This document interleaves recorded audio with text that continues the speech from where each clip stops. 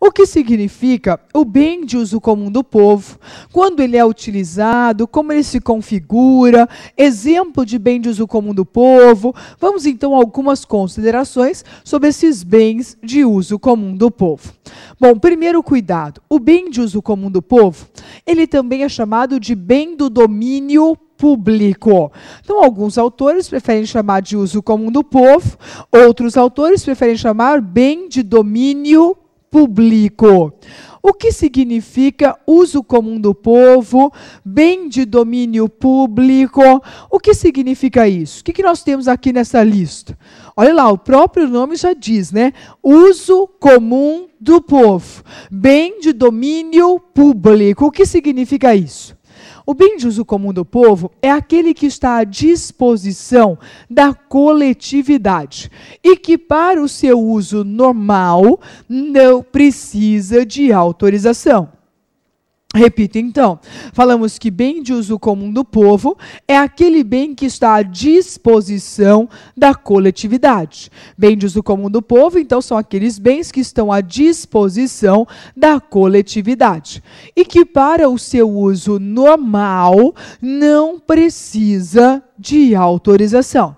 Imagine, por exemplo, para você andar pela rua, você não precisa de autorização.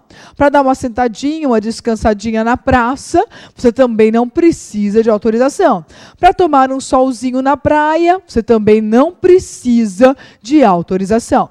Então, bem de uso comum do povo são aqueles que estão à disposição do povo, que estão à disposição da coletividade e que, para o seu uso normal, não é preciso a autorização. Então, para usar na sua finalidade normal, na destinação normal, não precisa de autorização.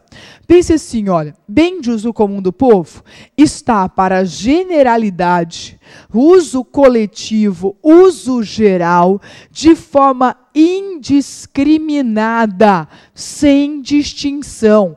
Todos têm direito de utilizar. Então, está para a coletividade de forma indiscriminada, sem distinção. Então, lembre-se disso. Bem de uso comum do povo, ele está à disposição da coletividade e de forma indiscriminada, sem distinção. Então, para sentar na praia, não tem distinção alguma. Para passear pela praça, de forma indiscriminada, sem distinção. Para tomar um solzinho, passear pela rua, também de forma indiscriminada, sem distinção. Então, para o seu uso normal, não tem distinção. Ele está à disposição da coletividade e não precisa de autorização prévia. Então, você poderia guardar aqui as praças, as ruas e as praias como exemplos de bem de uso comum do povo. Praças, ruas e praias, então, como bens de uso comum do povo. Aqui tem algumas questões, e teve uma questão que caiu em segunda fase de concurso.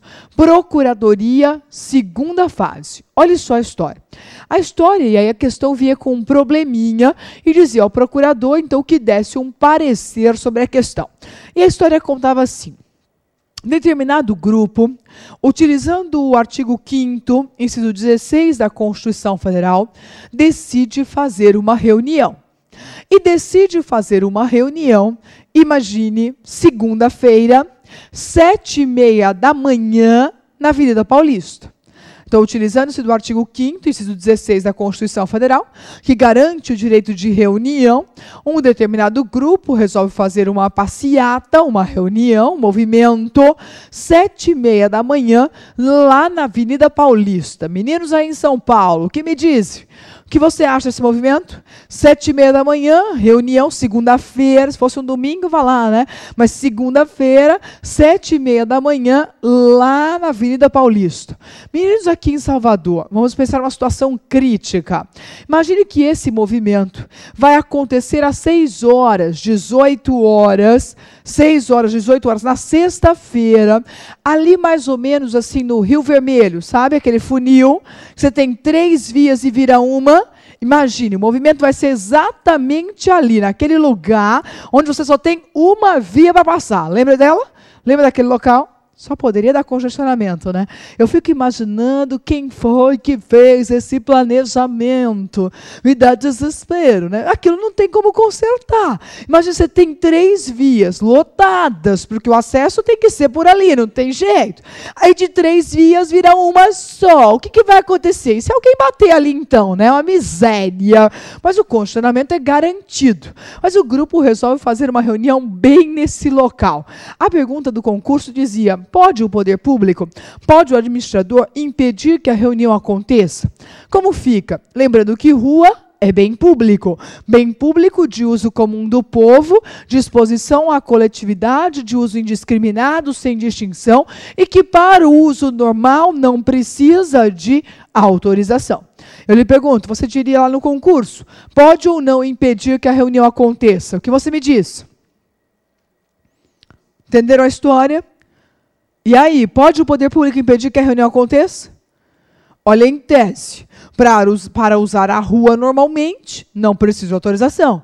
Mas se eu quero fazer uma passeata no meio da rua, se este é um bem de uso comum do povo, passeata não é uso normal. Se passeata não é uso normal, em tese, para utilizar esse bem, eu precisaria de uma autorização, não é verdade? É um uso anormal, porque eu vou fazer passeata, e em tese eu dependeria de uma autorização.